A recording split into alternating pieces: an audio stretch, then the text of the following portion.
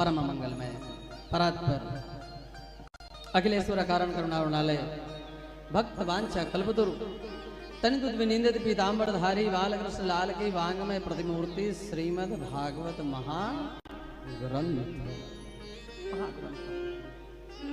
सजनों, भाग्योदयन बहुजन्म समर्जितेन सत्संगमं च लभते पुरुषो यदा अज्ञान हेतु कृतमोहमदान्धकारनाशं विधाय ही तदोदयते विवेका। अर्थात आज हम लोग जो इस भूमि पर बैठ करके कथा को श्रवण कर रहे हैं तो ये हमारे एक जन्म के नहीं, भाग्योदयन करोड़ों जन्मों के पुण्य जब उदय होते हैं तभी कथा में हमारी रुचि हो पाती है, वरना नहीं हो पाती है। सबके ऊपर ये कृपा नहीं होती। आप सोचो कि आप पैसे से कथा करा लो तो पैसा इंदौर में कोई कमजोर नहीं मारा, सबके पास है, भगवान के पास है, सब आनंद है। लेकिन कितने लोग कथा कराते हैं, सोचते तो सभी हम भी करा ले, हम भी करा ले, हम भी करा ले, पर ये कृपा सबके ऊपर नहीं होती हमारा। ये कृपा कब होती? बोले भाग्योदयन बहुजन्म समर्जितेन, जब हमारे करोड़ों जन्मों के पुण्य उदय होते हैं तब। एक जन्म के नहीं माना, तभी कथा में हमारी रुचि हो पाती है, अन्यथा ऐसे भक्तिपूर्ण अनुष्ठान बिना गोविंद की कृपा से हमको प्राप्त नहीं हो सकते हैं, नहीं हो सकते। और देखो, ये जो भागवत की कथा है ये कोई साधारण ग्रंथ नहीं है। साधारण ग्रंथ 4 वेद तो हैं, सभी को पता है। 5वां वेद कौन सा है? बोले भागवत महापुराण। पंचम वेद निराला लिखा है, पंचम वेद निराला, 5वां वेद भी है। और वेद कौन है? भगवान है। जहां पर भी भागवत की कथा होती है वहां पर साक्षात ठाकुर जी आकर के प्रकट हो जाते हैं और आनंद उत्सव बरसने लगता है, बरसने लगता है। क्योंकि बिना उनकी कृपा से तो कुछ होने वाला नहीं मारा। ये जो भागवत हो रही ना, तो ये भागवत कराने वाले भी ठाकुर जी और करने वाले भी ठाकुर, बोलने वाले भी ठाकुर जी हैं और सुनने वाले भी ठाकुर। बिना उनकी कृपा से 3 घंटे बैठ नहीं सकते हो। घर पे बैठ करके दिखाओ, नहीं बैठ सकते हो। लेकिन कहीं भी कथा होती है, सत्संग होता है, कीर्तन होता है, तो अपन जाकर के वहां पर बैठते हैं, आनंद लेते हैं कथा में, सब कुछ भूल जाते हैं। लगन प्रभु से लगा बैठे जो होगा देखा देगा।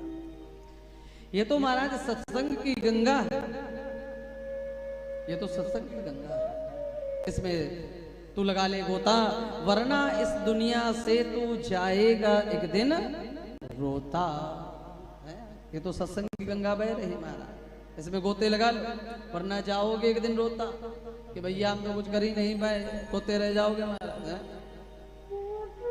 और देखो, भागवत की कथा को कभी भी मनोरंजन की दृष्टि से नहीं सुनना चाहिए, कहीं भी हो।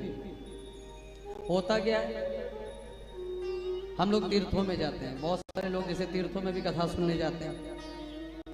तो हम लोग बद्रीनाथ कथा सुनने गए, नैमी शरण गए, तो हम लोग क्या, अरे चलो 7 दिन थोड़ा घूमना फिरना भी हो जाएगा और नैमी शरण भी हो आएंगे जाकर, मन में ये आ जाता है।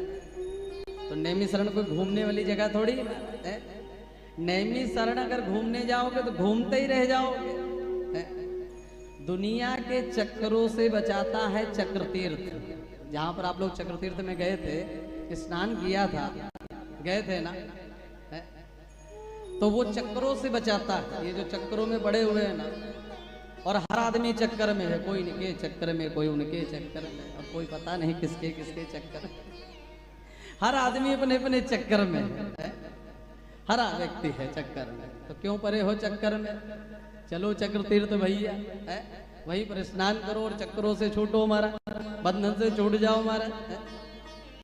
तो तीर्थों में घूमने मत जाओ। बोलो कि प्रभु की कृपा हो गई तो हमको भी नैमी शरण भूमि जाने का अवसर प्राप्त हुआ, दर्शन करने का अवसर प्राप्त हुआ, हमारा जीवन धन्य हो गया, बद्रीनाथ जाने का अवसर प्राप्त हुआ। नारायण की भूमि, अष्टम वैकुंठ तीर्थ नैमी शरण है, अष्टम वैकुंठ तीर्थ। तो भागवत की कथा को कभी भी मनोरंजन की दृष्टि से नहीं सुनना चाहिए, नहीं सुनना चाहिए। ये तो हिंदू वैदिक वांग्मय का सर्वोत्तम ग्रंथ है। इस भावना से सुने कि हमारे जीवन में किंचित मात्र परिवर्तन आवे और गोविंद के चरणों में हमारी प्रीति हो जाओ। इस भाव से जब आप सुनोगे तो आपको आनंद आएगा हमारा। ये नहीं कि 7 दिन हो रहा है तो चलो भाई हाँ टाइम पास हो जाएगा, चलो भाई सुन रहे हैं। और यहाँ तो बिल्कुल भी ये मत करना गड़बड़ है, क्योंकि आनंद नगर में बैठे और आनंदेश्वर महादेव बैठे हैं। और यहाँ तो ये लाइव भी चल रहा है यूट्यूब पे। अभी हम भैया कैमरा वाले भैया को देख रहे थे, वो जो पीछे एक माता जी बैठी हरी हरी साड़ी पहने, तो उनकी आंख लग गई होगी, तो उन्हीं को जूम करके बार बार दिखा रहे हैं। तभी हमको हंसी आ रही है कि यहाँ जो सोएगा उसी के ऊपर कैमरा जूम कर दिया जाएगा और सब देखेंगे आपको कि ये सो रही थी। वैसे भले ही कोई ध्यान ना दे, लेकिन आंख लग जाते हैं हमारा। भागवत में तो लगे ही लगे है? और जिनको लगती है वो थोड़ा अलग बैठते हैं एकांत में, वो ग्रुप में नहीं बैठते हैं जिनको नींद आती है।